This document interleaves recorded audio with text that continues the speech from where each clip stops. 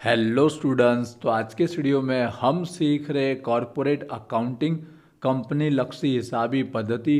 आज का वीडियो दोनों मीडियम के लिए यूजफुल रहेगा। मैं दोनों मीडियम में कंप्लीट एक्सप्लेन करूंगा। आज हम एक न्यू चैप्टर स्टार्ट कर रहे हैं जिसका नाम है लिक्विडेटर्स अकाउंट, लिक्विडेटर ना हिसाबो। आज हम इस चैप्टर स्टार्ट कर रहे हैं। तो सबसे पहले आज हम इस चैप्टर का जो बेसिक कॉन्सेप्ट है कि ये चैप्टर होता क्या है, पहले वो मैं आपको समझाऊंगा। फिर इस चैप्टर में बनने वाला जो अकाउंट है लिक्विडेटर्स स्टेटमेंट, लिक्विडेटर अनुपत्रक, जिसका मैं आपको फॉर्मेट भी समझाऊंगा, जहाँ पे मैं आपको एक एक एंट्री लिखकर डिटेल में उसके पीछे का बेसिक कॉन्सेप्ट क्लियर कराऊंगा, जिससे अगर आपको अकाउंट का फॉर्मेट भी आ गया ना तो आने वाले सारे प्रैक्टिकल सम्स आपको इजीली समझ में आ जाने वाले। अगर टाइम रहा, वीडियो ज़्यादा लॉन्ग नहीं हुआ, तो मैं कोशिश करूंगा कि आज के वीडियो में आपको एक प्रैक्टिकल सम्स भी चला दूँ। इसलिए आज का वीडियो बहुत ही खास रहेगा, इसे आप एंड तक जरूर देखिएगा। तो चलिए वीडियो को भी स्टार्ट करते हैं। तो अकाउंट के फॉर्मेट से पहले थोड़ा बहुत इस चैप्टर का बेसिक कॉन्सेप्ट समझ लेते हैं। वीडियो लॉन्ग रहेगा क्योंकि मैं डिटेल में समझाने की कोशिश करूंगा, इसलिए आप एंड तक जरूर देखिएगा। तो बेसिक कॉन्सेप्ट की बात करते हैं। तो सबसे पहले मोड ऑफ वाइंडिंग अप, विसर्जनी पद्धतियाँ। वाइंडिंग अप मतलब लिक्विडेशन। जब कोई कंपनी बंद होती है तो उसके कौन कौन से मोड है, मतलब कंपनियां कब बंद हो सकती है। तो दो तरह से कंपनियां बंद होती है। एक तो है ट्रिब्यूनल, सेकेंड हमारा वॉल्यूंटरी, स्वैच्छिक। ट्रिब्यूनल का मतलब होता है जब कोर्ट के थ्रू, कोर्ट का ऑर्डर आता है, लॉ के द्वारा जब वो कंपनी को अपना बंद करना पड़ता है, इन शॉर्ट में एक तरह से कंपलसरी उसको बंद करने का आदेश आता है, तो उसे हम ट्रिब्यूनल बोलते हैं कि उसे बंद करना ही पड़ेगा। और सेकंड होता है वॉल्यूंटरी, स्वैच्छिक, मतलब कंपनी खुद चाहती है, जब वो बंद करना चाहे तो उसे हम वॉल्यूंटरी बोलते हैं। तो इन दोनों मेथड से किसी भी कंपनी का लिक्विडेशन, विसर्जन होता है, जहाँ पे बीकॉम में हम सेकंड वॉल्यूंटरी, स्वैच्छिक वाला हम सीखने वाले। अब थोड़े बहुत कुछ रीज़न लिखे कि कब कंपनी अपने बिजनेस को बंद करती है, उसके पीछे क्या क्या कारण हो सकते हैं। तो कॉमनली 3-4 कारण होते हैं। जैसे कि first, due to insufficient capital, पूर्ति मूड़ी न होने कारण, मतलब कंपनी के पास अगर कैपिटल इनसफिशिएंट, अगर उसके पास बिजनेस को रन करने के लिए कैपिटल ना हो कि वो आगे बिजनेस कंटिन्यू कर पाए, तो भी वो अपने बिजनेस को क्या कर सकती है, लिक्विडेट मतलब बंद कर सकती है। Second, for the fix period duration, चौक्कस मुद्दत माटे। जब कोई कंपनी को बिजनेस ऐसे भी होते हैं जो कोई फिक्स पीरियड के लिए ओपन हुए होते हैं, 4 साल 5 साल या 10 साल के लिए, तो ड्यूरेशन अगर कंप्लीट हो जाए तो भी वो कंपनी अपने आप क्या अपने बिजनेस को बंद कर देती है, लिक्विडेशन उसका विसर्जन कर देती है। थर्ड लिखा है ऑब्जेक्ट फुलफिल, जे हेतु माटे स्थापाई ते पूरा था, मतलब किसी ऑब्जेक्ट के लिए वो अपने आप को इस्टेब्लिश किया है, लेकिन वो ऑब्जेक्ट अगर उसका पूरा हो जाए तो उसके बाद वो अपने आप को कंपनी को क्या कर देती है, बंद कर देती है। मतलब यहाँ पे उसका जो भी हेतु था ऑब्जेक्ट, वो अगर फुलफिल हो गया है तो अपने आप वो अपनी कंपनी को क्या कर देता है, बंद कर देता है। चौथा कारण है फाइनेंशियल पोजीशन, जो आर्थिक स्थिति, अगर कंपनी इस पोजीशन में आ चुकी है, उसकी फाइनेंशियल कंडीशन ऐसी है कि अब वो ज़्यादा देर तक कंटिन्यू नहीं कर पाएगी, तो ऑटोमेटिक वो अपने बिजनेस को क्या कर देती है, बंद कर देती है। तो कुछ मेजर ये कारण है जिसके थ्रू वो कंपनी डिसाइड करती है कि अब हमको आगे कंटिन्यू नहीं करना चाहिए। तो ये 4-5 मैंने रीज़न लिखे, ठीक है। तो लिक्विडेशन आई होप आपको क्लियर हुआ। अब मैं आपको अकाउंट की ओर ले जाता हूँ, उसका फॉर्मेट भी आपको क्लियर कराता हूँ। तो आप अकाउंट के अंदर देख रहे होंगे सबसे ऊपर एक नाम लिखा गया है लिक्विडेटर। या भाई लिक्विडेटर क्या होता है, पहले वो क्लियर कर लेता, फिर मैं आपको एक एक एंट्री समझाऊंगा कि लिक्विडेटर है कौन। तो जब भी कोई कंपनी का विसर्जन होता है, लिक्विडेशन होता है, तो वहाँ पर एक जनरल बोर्ड की मीटिंग होती है। उस मीटिंग के अंदर ये सारी प्रोसेस करने के लिए किसी न किसी को अपॉइंट किया जाता है। वहाँ पर एक भी हो सकता है, एक से ज़्यादा लोग भी हो सकते हैं। अब जिसको अपॉइंट किया जाता है ना, वही लिक्विडेटर होता है। वो इज अ लिक्विडेटर। कौन है लिक्विडेटर, तो वो पर्सन जिसको अपॉइंट किया गया है। अब वो काम क्या करता है, अपॉइंट होने के बाद ये पूरी प्रोसेस वही करता है, जहाँ पर dispose of the company assets, company की जो भी एसेट्स है, जो भी मिलकत है, उसका निकाल लाता है। मतलब बेचना है तो बेच देता है, जितना भी जैसा सेटलमेंट करना है वैसा सेटलमेंट करके कंपनी के लिए क्या पैसा लाता है, कैश लाता है। और कैश लाने के बाद पे ऑफ इट्स लायबिलिटी, कंपनी की जो भी लायबिलिटी होगी जिसको पे ऑफ करता है, उसकी पेमेंट करता है। और उसके बाद अगर उसके बाद पैसा बच जाएगा तो क्या करेगा, जो सरप्लस होगा, जो पैसा बचेगा, वो रिटर्न करेगा किसको, जो कंपनी के शेयर होल्डर होंगे उनको। तो पूरी प्रोसेस करने वाला जो पर्सन होता है वो होता है हमारा लिक्विडेटर, ठीक है। थोड़ा बहुत फास्ट अगर बोला तो आप एक बार रीड करके जरूर समझिएगा, गुजराती में भी समझ रहे होंगे। लिक्विडेटर એ એવી વ્યક્તિ છે જે કંપનીની મિલકતોનો નિકાલ કરે, मतलब उसका निकाल करता है, मतलब उसको सेल करता है, बेच देता है, और उससे जो कैश आएगा, पैसा उसके पास आएगा, उससे कंपनी के जो भी देवा है ना, उसने चुकवा उसका पेमेंट कर देता है और फिर जो नाणा वधे, जो पैसा बचेगा, आखिर में शेयर होल्डर को क्या किया जाता है, परत किया जाता है, उसके लिए उसको अपॉइंट किया जाता है। इन शॉर्ट में पूरी लिक्विडेशन की जो प्रोसेस होती है विसर्जन की, वो पूरा हैंडल जो करता है वो होता है लिक्विडेटर। इसलिए इस पत्रक का नाम जो है, स्टेटमेंट का जो नाम है वो लिक्विडेटर्स स्टेटमेंट रखा जाता है, लिक्विडेटर नु पत्रक। आई होप यहाँ तक क्लियर हुआ। चलिए अब इस अकाउंट के अंदर जो जो एंट्रियाँ होती है वो हम डिटेल में समझ लेते हैं। तो एक तरह से ये जो अकाउंट आपको दिख रहा है ये हमारा कैश अकाउंट के जैसा है, रोकड़ खाते जैसा ही। देखोगे ना यहाँ पर आवक की एंट्री होती है, जितनी भी कंपनी की आवक होती है, इनकम जहाँ से पैसा आता है वो यहाँ उधार साइड लिखते हैं, और जो जहाँ पर कंपनी को अपने पेमेंट करने होते हैं, जो भी उसकी लायबिलिटी होती है, जो पैसा चुकाएगा, वो सारा जमा साइड आता है। अब सबसे मेन कहाँ से आवक होती है, इनकम कहाँ से होती है, वो देखिए कौन कौन सी एंट्री है। तो सबसे पहले कंपनी के पास पैसा कहाँ से आता है, तो ऑलरेडी पहली चीज़, अगर कंपनी का पहले से कैश पड़ा है या फिर बैंक में पैसा पड़ा है, कैश एंड बैंक बैलेंस, तो ये पहले उसके पास पैसा होता है। थोड़ा डिटेल में समझाऊंगा, प्लीज़ आप एंड तक जरूर दिखे, एक एक एंट्री में आपको क्लियर कराने वाला हूँ, ठीक है। तो पहली आवक की बात करें तो cash and bank balance, Gujarati में आपको लिख के समझाऊंगा, रोकड़ अने बैंक सिलक। तो ये एक कंपनी के पास आवक होती है, रिसिप्ट होती है, ये उसके पास पैसा होता है, क्योंकि जितना पैसा उसके पास आएगा उसमें से वो पेमेंट करता है। तो देखिए कहाँ से पैसा आता है कंपनी के पास। पहला ये उसके पास खुद जो पड़ा है वो कैश पड़ा है या फिर बैंक में पड़ा है। अब सेकंड पैसा कहाँ से आता है, जैसा आपने देखा लिक्विडेटर सबसे पहले क्या करेगा, कंपनी की जितनी भी एसेट्स होगी, मिलकत हो, उसको बेचेगा, उससे जितना पैसा आ पाए, कैश आए, वो उतना वसूल करेगा। तो सेकंड एंट्री होती है एसेट्स रिलाइज मतलब बेचना। एसेट्स के पास से जो पैसा आया, एसेट बेचने से जो उसको इनकम मिली है, वो गुजराती में मिलकतों की उपज, मतलब उसके बाद जितनी भी मिलकत हो भी जिस टाइप की हो, चाहे वो फिक्स हो, चाहे वो करेंट हो, जैसा भी हो, वैसा सेटलमेंट करके और वहाँ से जो इनकम आए, तो वो एक तरह से कैश कंपनी के पास आता है। तो ये दो तरह से कैश हुआ। तीसरा कहाँ से आता है, कंपनी के पास तीसरा जो पैसा आता है वो आता है सरप्लस मतलब वधारो, फ्रॉम, ध्यान से सुनिएगा, surplus from secure creditor, surplus from secure creditors. अब ये क्या होता है मैं समझाता हूँ। गुजराती में जिसको हम बोलते हैं सलामत लेनदारो पासे थी वधारो मतलब जो पैसा बचेगा वो। पर ये सिक्योर क्रेडिटर होता क्या है, जिसके पास से पैसा बचेगा और वो लिक्विडेटर को देगा। तो थोड़ा मैं समझाना चाहूँगा डिटेल में, इसलिए मैंने कहा वीडियो लॉन्ग रहेगा, बट आप एंड तक देखिएगा। तो यहाँ पर मैंने लिखा गया, शॉर्टकट में समझिएगा, सिक्योर क्रेडिटर होता क्या है, सलामत लेनदार। तो एक ऐसे क्रेडिटर होते हैं जो कंपनी को पैसा तो देते हैं, लेकिन सामने क्या होता है, कंपनी की कुछ सिक्योरिटी उनके पास में होती है, कोई एसेट्स, कोई मिलकत होती है। इन शॉर्ट में कंपनी ने क्या होता है, कुछ मिलकत या कोई सिक्योरिटी गिरवी रखकर उनके पास से पैसा उधार लिया होता है। तो वो वाला क्रेडिटर कैसे होते हैं, सिक्योर हो जाते हैं, सलामत हो जाते हैं, क्योंकि वो जब चाहे, जब कंपनी बंद होगी तो जो भी सिक्योरिटी उनके पास है, जो भी एसेट्स है, वो बेच देते हैं और बेच कर जो पैसा आता है वो अपना वसूल कर लेते हैं।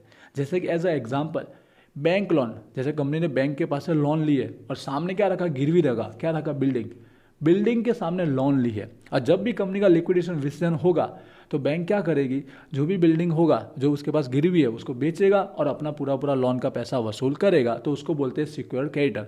अब सरप्लस कब होगा, एज्यूम करो कि बैंक के पास से लोन लिए कंपनी ने 5 लाख की, और जब लिक्विडेशन हुआ, कंपनी बंद हुई, तब बिल्डिंग उसके सामने गिरवी रखी थी। अब बिल्डिंग को जब बेचा है, चाहे वो खुद बेचे, चाहे लिक्विडेटर को बोले कि तुम बेच के दो, समझो बेचने पर समझो 6 लाख रुपया मिला, बिल्डिंग का मिला 6 लाख और लोन कितनी थी उसके सामने 5 लाख की। तो बिल्डिंग के बेचने से जो 6 लाख में से 5 लाख तो अपना वसूल कर लेगा, और जो एक्स्ट्रा बचा 1 लाख, वो 1 लाख क्या करेगा, वापस देगा, किसको, लिक्विडेटर, कोई कंपनी का पैसा नहीं है, तो अपना पैसा वसूल कर लेगा। फिर जो एक्स्ट्रा पैसा बचा वो होता है सरप्लस, जो कंपनी को वापस देगा। तो सरप्लस फ्रॉम सिक्योर क्रेडिटर, सलामत लेनदारों पासे थी वधारो। तो ये पैसा एक तरह का कंपनी का क्या बनता है, आवक, इनकम बनता है। जब उसके सामने जो गिरवी वस्तु रखी है, एसेट्स हो, इन्वेस्टमेंट हो, वो बेचने पर अपना पैसा वसूल करके एक्स्ट्रा पैसा वो वापस देता है। तो कंपनी का ये भी एक तरह का इनकम बनता है। आई होप आपको तीनों एंट्री क्लियर हुई होगी। कहीं पर अगर मैं फास्ट बोल रहा हूँ तो आप धीरे से अगेन से वापस देखिएगा। चलिए, एक और पैसा कंपनी के पास आता है, कहाँ से आता है, एक और जगह से। कंपनी के कुछ ऐसे लोग होते हैं जिनके पास अभी हफ्ता वसूल करना बाकी होता है। तो इस टाइम जब कंपनी बंद हो रही है तो कॉल ऑन अनपेड शेयर, जिन शेयर होल्डर के पास से पैसा अभी भी लेना बाकी है उनके पास से पैसा मंगाया जाता है। गुजराती में अधूरा भरायला शेयर पर मड़ेल हफ्ता, अधूरा भरायला शेयर पर मड़ेल हफ्ता। तो जो मॉडल हफ्ता होता है वो भी कंपनी क्या बन जाती है, एक तरह का इनकम बन जाती है। तो कुछ इस तरह से ये 4 कंपनी की इनकम में बनती है। कंपनी के पास जब कंपनी बंद होती है तो इन 4 तरह से उनके पास पैसा आता है। एक तो खुद के पास जो होता है वो, जो उसकी एसेट्स होगी मिलकर उसको बेचने से जो पैसा आया वो। तीसरा जो सिक्योर क्रेडिटर होंगे उनका पैसा वसूल करने के बाद जो पैसा बचा वो कंपनी की इनकम। और तीसरा कॉल, जिनके अभी तक पैसा नहीं भरा, अनपेड है, उनके पास से जो पैसा आएगा हफ्ता वसूल करेंगे वो। तो कुछ इस 4 तरह से उनके पास पैसा आता है। इस 4 तरह से पैसा आने के बाद जो टोटल अमाउंट उनके पास होगी, अब लिक्विडेटर उसमें से क्या करेगा, कंपनी के जो भी लायबिलिटी होगी उनको पेमेंट करेगा। अब सबसे मेन क्या है इस चैप्टर में ध्यान रखिएगा, पेमेंट के अंदर कंपनी का एक लो वाइज ऑर्डर होता है। उस ऑर्डर में, उस सीक्वेंस में ही पेमेंट करना होता है। रैंडमली किसी को भी पैसा चुकाया जाता नहीं है। जब कंपनी बंद होती है ना, तो सबसे पहले किसको देते हैं वो सीक्वेंस आपको ध्यान रखना है। तो मैं आपको सीक्वेंस में समझाने जा रहा हूँ, तो आप ध्यान से समझिएगा। तो सबसे पहले पैसा आने के बाद किसको पेमेंट किया जाता है, तो पहला जो लायबिलिटी होता है वो होता है सिक्योर क्रेडिटर को पैसा दिया जाता है। सिक्योर क्रेडिटर्स, सलामत लेनदारों, सबसे पहले इनका पेमेंट होता है, सलामत लेनदार। अब आप बोलोगे सर यहाँ तो उन्होंने पेमेंट ले लिया था, तो ये कब, जब वो खुद ही मिलकत बेच देवे और अपना पैसा वसूल करे, तब यहाँ पे जो अगर एक्स्ट्रा पैसा आया तो वो रिटर्न करता है। बट कुछ ऐसे होते जो खुद नहीं बेचते, वो लिक्विडेटर को काम दे देता कि जो गिरवी वस्तु है वो आप बेचकर मुझे मेरा हिसाब दे दीजिए। तो इसलिए सिक्योर क्रेडिटर को सबसे पहला यहाँ पर पेमेंट की एंट्री होती है। समझ गए ये क्रेडिटर कौन से होते हैं, जिनके सामने कोई ना कोई सिक्योरिटी इनके पास होती है कंपनी की। सेकंड पेमेंट किस चीज़ का होता है, सेकंड ये पूरी प्रोसेस जो हो रही है लिक्विडेशन की, विसर्जन की, उसका एक खर्चा होता है, तो उसका पेमेंट किया जाता है। जो भी हमारे पास कैश आया है उसमें से देखिए आप सीक्वेंस कैसे पेमेंट हो रहा है। फिर हमारा जो लिक्विडेशन हुआ, उस लिक्विडेशन का जो भी एक्सपेंस होता है जिसमें लीगल चार्ज आ जाता है उसका पेमेंट होता है। गुजराती में बोलते हैं उसको विसर्जन खर्च। ठीक, गुजराती भी लिखते हो जाऊँगा, समझ पा रहे होंगे आप लोग। और साथ साथ में ये जो लिक्विडेटर जो काम कर रहा है, पूरी प्रोसेस कर रहा है, वो भी तो कुछ ना कुछ पैसा लेगा, तो उसका पैसा भी साथ साथ में चुकाया जाता है।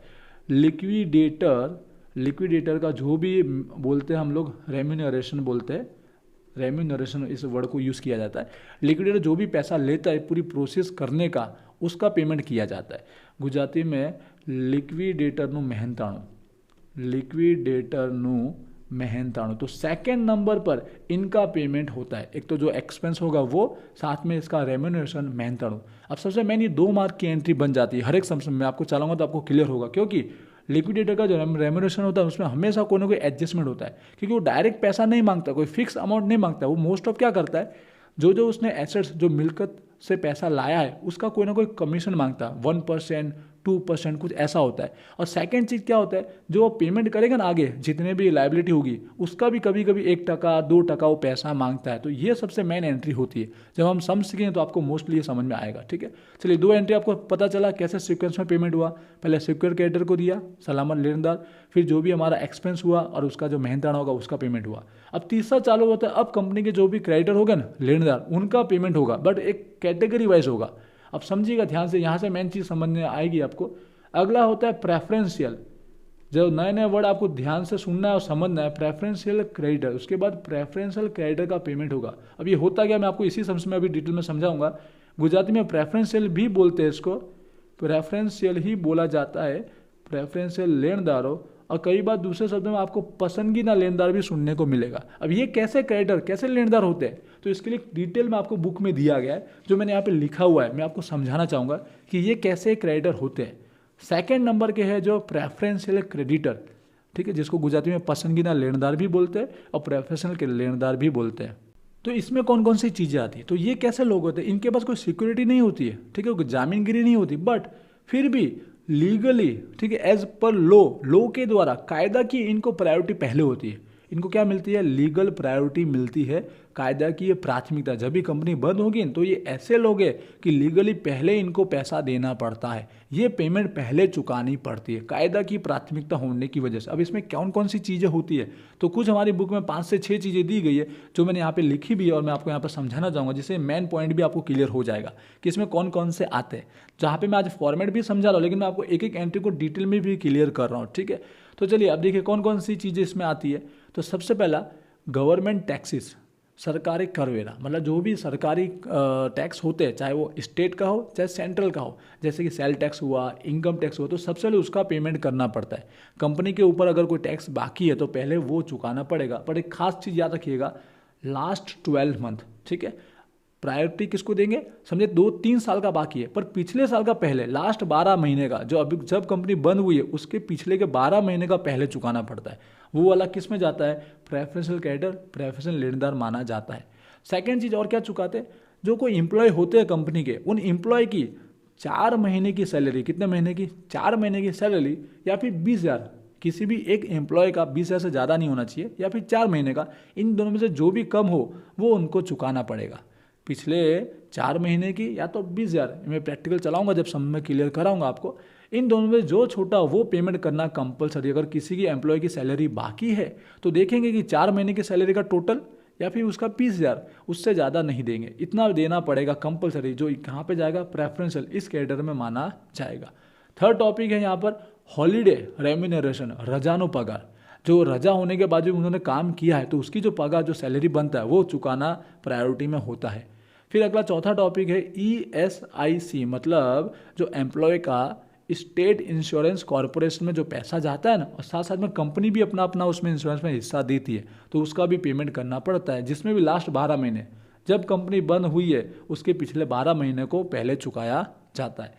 अगला टॉपिक है प्रोविडेंट फंड होता है, पेंशन है, ग्रेजुएटी, ये सारी चीज़ पहले एज अ लो कायदा की पहले चुकानी पड़ती है। कुछ 4-5 चीज़ें मैंने लिखी है जो हमारा प्रेफरेंशियल क्रेडिटर में माना जाता है, तो इनको पहले पेमेंट होती है। सम चलाऊंगा तो आपको डिटेल में समझ में आएगा, यहाँ पे आपको अगर थोड़ा बहुत भी समझ में आया तो आपको हेल्प रहेगा, बस आपको फॉर्मेट थोड़ा क्लियर हो करा देता हूँ, ठीक है। चलिए अब आगे बढ़ते हैं, इसके बाद किसकी पेमेंट होती है, इसी सीक्वेंस में याद रखिएगा।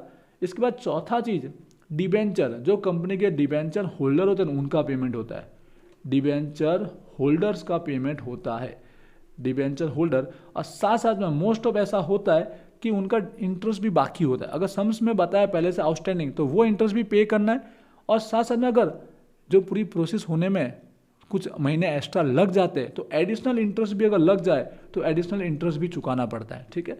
गुजराती में समझ के, चुकवा बाकीनो व्याज प्लस વધારાનો व्याज, इन शॉर्ट में डिबेंचर प्लस उसका व्याज, दोनों चीज़ पेमेंट की जाती है, ठीक है। तो इसके बाद ये क्रेडिटर के बाद डिबेंचर होल्डर का पेमेंट होता है। इसके बाद भी अगर पैसा बच जाए, ठीक है, ये सीक्वेंस में क्यों लिख रहे हैं कि जितना पैसा आया है उसमें से चुकाते हुए हम कंटिन्यू जाएंगे, अगर पैसा बचता जाएगा तो उसके बाद वाले चीज़ को पेमेंट करेंगे। अगर समझो यहाँ पे पैसा फिनिश हो गया कंपनी का तो आगे वो पेमेंट कर पाएगा नहीं, इसलिए सीक्वेंस में आपको लिखना बहुत जरूरी है। तो इसके बाद किसका पेमेंट होता है, इसके बाद जो क्रेडिटर होता है वो होता है अनसिक्योर। कौन होता है, अनसिक्योर्ड क्रेडिटर। नाम से आप समझ गए होंगे, अनसिक्योर है ये, गुजराती में बोलते हैं बिन सलामत। आप यहाँ पे 2-3 नाम सुन रहे हो, कैटेगरी में अलग अलग कैटेगरी आ रही है, ठीक है, जो मैं आपको समझा भी रहा हूँ। अब अनसिक्योर का मतलब क्या, तो आपने सबसे पहले देखा सिक्योर देखा, प्रेफरेंशियल देखा, फिर अब अनसिक्योर। तो अनसिक्योर क्रेडिटर कौन से होते हैं, तो यहाँ पर जिनके पास कोई भी सिक्योरिटी नहीं है, समझिए, कोई अपनी कंपनी की कोई एसेट्स या सिक्योरिटी उनके पास में नहीं है, ना ही उनको कोई लीगल राइट्स है, उनको प्रायोरिटी भी नहीं है कि लो के थ्रू उनको पहले पैसा देना पड़े, तो वो बाकी जो सारे बच्चे वो अनसिक्योर माने जाते हैं। उनको पैसा दिया भी जाए ना भी दिया जाए, कोई फिक्स होगा नहीं, अगर कंपनी का पैसा बचेगा तो इनको पैसा मिलेगा। जैसे हमने देखा कि ये लोग तो क्या करेंगे, इनके पास जो भी है जामीनगिरी सिक्योरिटी है वो बेचकर अपना पैसा ले लेंगे, तो सबसे ज़्यादा सिक्योर माने जाते हैं। फिर इन लोगों को भी क्या रहता है, लो कायदा की इनको प्राथमिकता मिलती है कि इनको पहले पैसा चुका। पर ये लोग कैसे, ना इनके पास कोई सिक्योरिटी है कंपनी की, कोई एसेट्स भी नहीं है कि वो बेच कर पैसा ले लेवे, ना ही इनके पास वो कायदा की राइट्स है कि इनको पहले चुकाओ। तो ये ऐसे है कि बाकी सबका पैसा चुकाने के बाद अगर इनके पास कंपनी का पैसा रहा तो इनको पैसा चुकाया जाता है, इसलिए इनको बोलते हैं अनसिक्योर। अगर पैसा नहीं हुआ तो इनको पैसा ना भी मिले, इसलिए इसको बिन सलामत लेनदार बोलते हैं, ठीक है। मतलब बाकी जो सारे बच्चे वो अनसिक्योर में आते हैं, बिन सलामत में आते हैं। चलिए 5 एंट्री क्लियर हुई। 5 के बाद अभी भी अगर कंपनी का पैसा बचा, ठीक है, जो उसके पास आवक आई है, इनकम आया है, उसमें से पैसा बच जाए तो अब उसके बाद शेयर होल्डर को पेमेंट होती है, जिसमें अब इसके बाद किसको देंगे, प्रेफरेंस शेयर होल्डर को पेमेंट की जाती है, प्रेफरेंस शेयर होल्डर्स को पेमेंट की जाती है। और साथ साथ में अगर इनका बाय चांस अगर सम्स में बताया कि क्या बाकी है, डिविडेंड बाकी है, तो डिविडेंड का भी पेमेंट किया जाएगा। जितने साल का, 1 साल का, 2 साल का पैसा है तो डिविडेंड भी साथ साथ में पेमेंट किया जाता है। तो इसके बाद प्रेफरेंस शेयर होल्डर का पेमेंट होता है। और ये सारे पेमेंट होने के बाद अगर कैश बच जाए, अभी भी कंपनी का पैसा है, सरप्लस है, तो फिर बाकी जो कंपनी के मेन मेंबर्स होते हैं, जिसको हम बोलते इक्विटी शेयर होल्डर, उनको पैसा दिया जाता है, ठीक है। जो एक्चुअली मेन ओनर होते हैं, इक्विटी शेयर होल्डर, इनको पेमेंट दिया जाएगा, ठीक है। लास्ट में आता है इक्विटी शेयर होल्डर, अगर जो पैसा बचेगा वो उनको मिलेगा।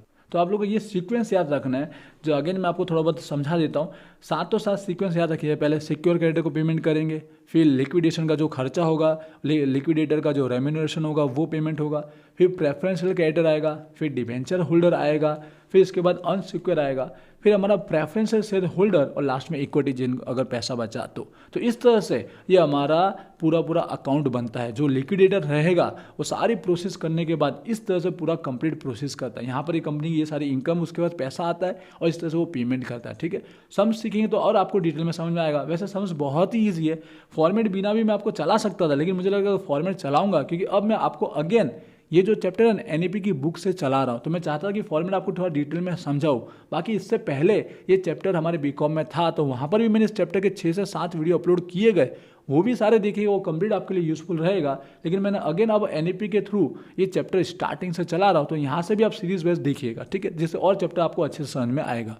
तो अब सम्स की अगर बात करेंगे, आज सम्स सीखे या नहीं सीखे, तो ऑलरेडी वीडियो में देख रहा हूँ कि 20 मिनट के ऊपर हो चुका है, तो मुझे लगता है सम्स चलाऊंगा तो वो उसमें भी 20 से 25 मिनट लगता है, तो वीडियो ज़्यादा लॉन्ग हो जाएगा। तो मैं वीडियो जो सम्स है वो आने वाले नेक्स्ट सम में आपको चलाऊंगा, मतलब नेक्स्ट वीडियो में मैं आपको चलाऊंगा।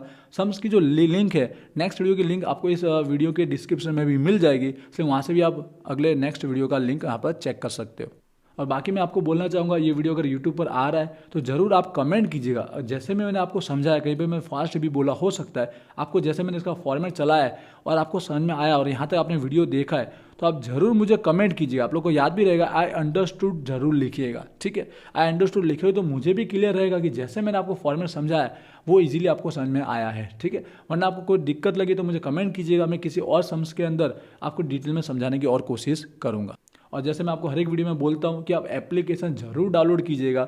वीजी स्टडी एप्लीकेशन डाउनलोड करोगे तो वहाँ पे आपके सेमेस्टर का कोर्स मिलेगा, और कोर्स में आप ज्वाइन होंगे तो आपके प्रैक्टिकल सब्जेक्ट की तैयारी बहुत अच्छे से हो जाने वाली। चाहे आप एग्जाम के दिन भी वीडियो देख रहे हैं तो भी वहाँ पर 1 मंथ का कोर्स होगा, उसमें ज्वाइन हो जाएगा। आपके 100% प्रैक्टिकल सब्जेक्ट में मार्क इंक्रीज होंगे, इसलिए कोर्स में आप जरूर ज्वाइन होइएगा। इंस्टाग्राम पर भी जरूर फॉलो कीजिएगा। मिलते हैं नेक्स्ट वीडियो में। Wish you all the best. Thank you.